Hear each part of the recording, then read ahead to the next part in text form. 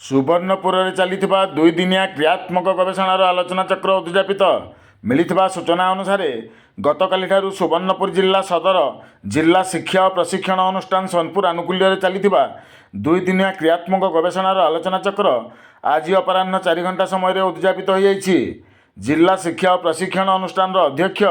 रामचंद्र बाघों अध्यक्षतार अनुष्ठित यह शिविर में गवेषक समीर कुमार पंडा, दिव्यरंजन साहू, स्वर्णरंजन, अर्चना त्रिपाठी, कविता भोई एवं सुशील कुमार पुरोहित प्रमुख योगदान करी गवेषणा संपर्क में आलोकपात करथिले। शिविर में सोनपुर अतिरिक्त गोष्ठी शिक्षाधिकारी कृष्णचंद्र पंडा एवं फकीरचरण भोई, डुंगरीपाली अतिरिक्त गोष्ठी शिक्षाधिकारी जगत मल्लिक एवं गुजुलू मिर्धा,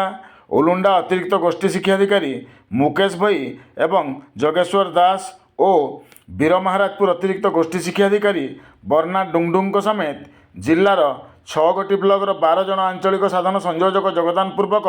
आलोचना चक्र में अंशग्रहण करथिबा जनापड़ी।